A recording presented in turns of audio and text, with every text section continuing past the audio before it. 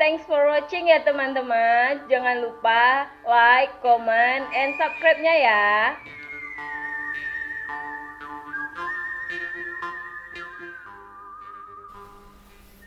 Bismillahirrahmanirrahim. Assalamualaikum warahmatullahi wabarakatuh. Para mahasiswa program magister Universitas Riau dimanapun kalian berada, pada sesi kali ini adalah kelanjutan dari sesi sebelumnya tentang kuliah kita perubahan sosial dan pembangunan ataupun teori sosial dan pembangunan. Hari ini kita akan membahas teori dependensi. Sebelum kita masuk ke teori dependensi, saya ingin flashback sebentar ya. Lancar kaji karena diulang. Jadi minggu lalu ya kita sudah bahas tentang modernisasi. Modernisasi itu teorinya bersifat transplantasi ya, cangkok. Kemudian sifatnya ahistoris ya, karena memang teorinya universal, di mana-mana dianggap berlaku ya. Padahal itu belum tentu cocok untuk kita. Kemudian teori modernisasi juga dikenal dengan beberapa tahapan ya.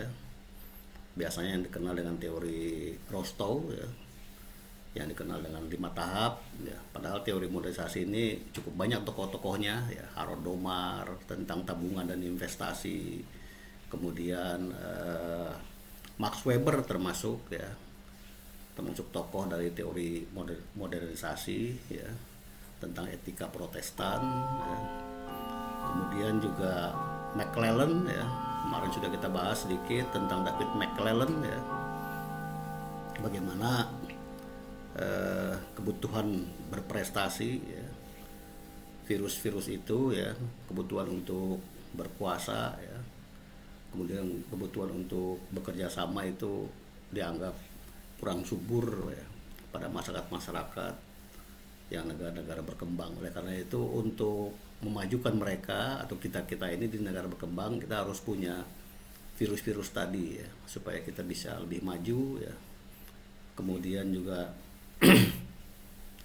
teori Alex Ingalls ya, bahwa menganggap tinggi rendahnya kemajuan itu dari pendidikan. Makin banyak sarana pendidikan, sekolah-sekolah segala macam, sehingga masyarakat melek pengetahuan ya, melek teknologi, maka masyarakat akan berkembang.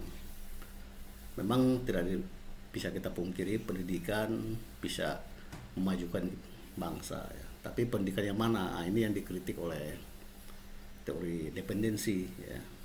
Jadi teori dependensi lahir setelah melihat perkembangan teori-teori modernisasi yang diterapkan di beberapa negara, terutama non-Eropa. Tokoh dari teori dependensi cukup banyak ya, kebanyakan dari Amerika Latin ya, Amerika Selatan, yang notabene kebanyakan juga negara-negara berkembang ya. Jadi dunia ini ada bagian utara, bagian selatan ya. Kita pernah dengar ya konferensi negara selatan gitu. Artinya negara-negara selatan itu memang di selatan Katulistiwa ya. Yang kebanyakan mereka atau negara-negara itu adalah terkategorikan negara yang sedang berkembang. Sementara di atas Katulistiwa atau negara utara ya, itu memang dianggap negara yang sudah maju ya. Jadi tokoh-tokoh dari teori dependensi misalnya Andre Gander Frank, Cardoso, ya, Dos Santos, ya, itu tokoh-tokoh utama ya, Samir Amin juga termasuk ya. Teori dependensi mengkritik, ya, intinya adalah mengkritik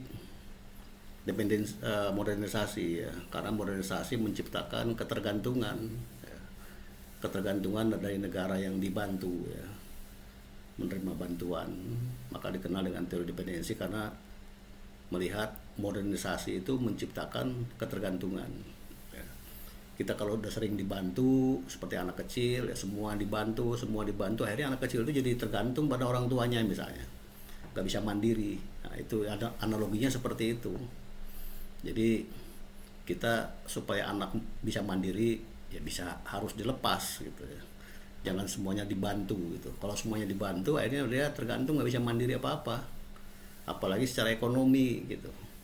Kalau semuanya kita asupi kebutuhan anak, mereka dia tidak terbiasa dengan hal-hal yang susah ya.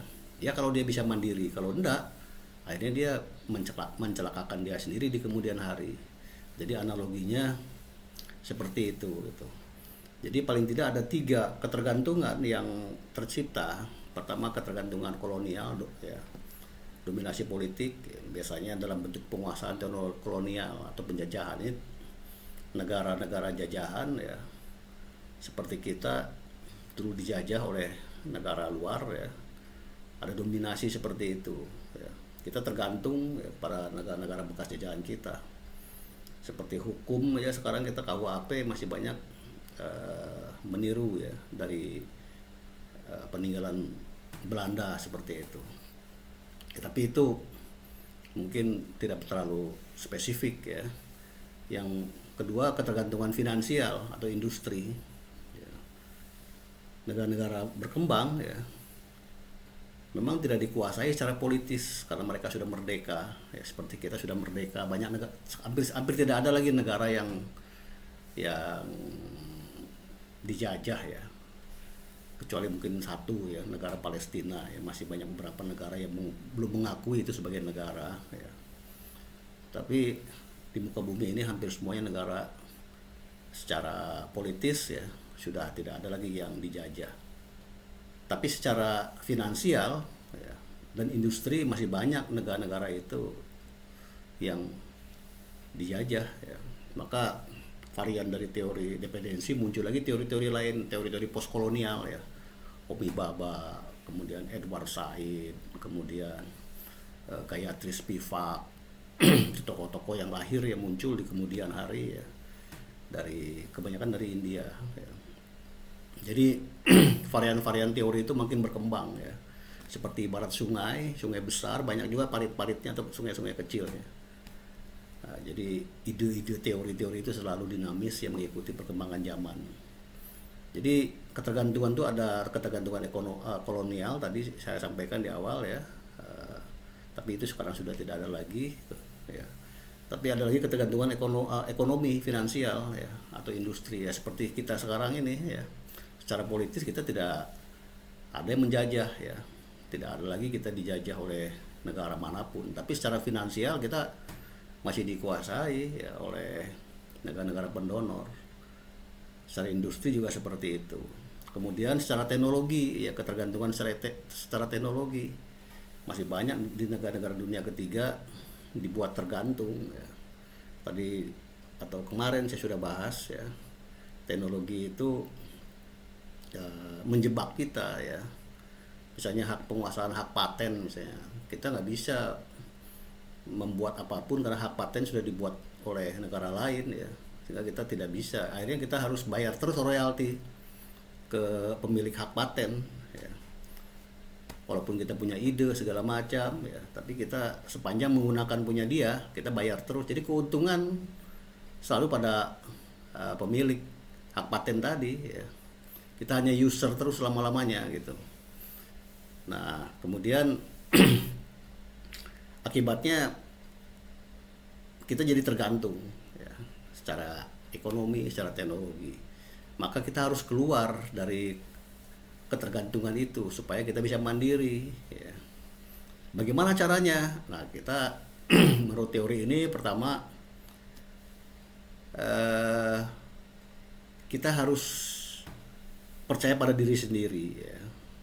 Artinya basic penguatan ya, teknologi dan lain-lain kita membuat sendiri ya. Kemudian hutang ya, jangan terlalu banyak ya, karena kalau kita terlalu banyak hutang ya kita susah bisa berkembang ya. Kalau kalian juga banyak hutang, kesana kemari berhutang ya susah, kalian kan nggak bisa apa-apa gitu. Kalau kalian, tapi walaupun misalnya rumah sendiri kecil, tapi kalau rumah kalian bebas ya, punya harga diri ya.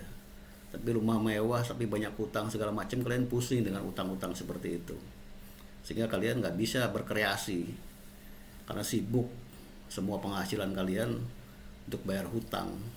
Kalau ada penghasilan, kalau ada pekerjaan, kalau tidak, aset yang kalian miliki pun akhirnya tergadai semua. Nah, ini maka teori dependensi menganalogikan seperti itu ya. Negara jangan terlalu banyak berhutang, jangan banyak tergantung pada orang lain. Sumber-sumber daya alam, ya, sumber-sumber daya manusia dikembangkan seperti itu. Jadi dependensi menganggap seperti itu karena modernisasi itu satu sisi menguntungkan, tapi sisi lain menjebak kita ya, menjebak kita sehingga kita menjadi negara tergantung ya secara finansial dan secara teknologi, dan itu kita alami seperti sekarang di Indonesia ya. Semua kita terlalu banyak hutang sehingga kita bisa lama-lama bisa tergadai apapun gitu ya. Ini teori-teori dependensi seperti itu karena banyak negara-negara lain yang sudah mengalami seperti ini ya. Nah, itu gambaran umum tentang teori dependensi ya. Tokoh-tokohnya kalian bisa baca di buku-buku yang kemarin saya referensikan pada kalian ya, supaya kalian bisa baca. Kemudian nanti ada lagi teori sistem dunia ya, yang dikembangkan oleh Emanuel Wallerstein ya. Tokoh teori sistem dunia ini menarik lagi ya. Bagaimana keterkaitan antar dunia seperti sekarang ini, globalisasi, globe itu dunia. Jadi proses mendunia ya. Sudah tidak ada lagi batas-batas negara, borderless ya. Nanti kita akan bahas itu. Jadi itu sedikit ya, sekilas pintas perbedaan antara teori modernisasi, teori dependensi seperti itu. Saya harap kalian ini hanya sebagai stimulus untuk kalian lebih belajar ya. Tidak mungkin lagi saya mendetilkan rinci seperti segala macam. Kalau seperti itu kalian jadi tergantung pada dosen ya, tergantung pada dosen. Kalian tidak seperti itu, kalian harus mandiri, apalagi kuliah sudah tingkat lanjut ya. Tidak lagi harus disuapi, dicekoki, dikasih buku, suruh didiktekan segala macam, tidak seperti itu. Kalau gitu kalian jadi tergantung jadinya. Kalian harus bisa melepaskan ketergantungan kalian daripada saya gitu. Kalian harus bisa mencari ilmu ya, mencari wawasan ya. Membaca itu tidak harus membaca textbook ya. Membaca itu bisa diskusi ya, bisa melihat televisi yang positif tentunya yang kalian lihat ya, bukan hanya sinetron ya. Tapi kita lihat yang lain-lain sehingga kalian bisa menambah wawasan. Kemudian harus percaya pada diri sendiri kalian bahwa kalian mampu. Jadi prinsipnya seperti itu. Oke ya. Mudah-mudahan ada manfaatnya stimulus pagi hari ini. Terima kasih. Assalamualaikum warahmatullahi wabarakatuh.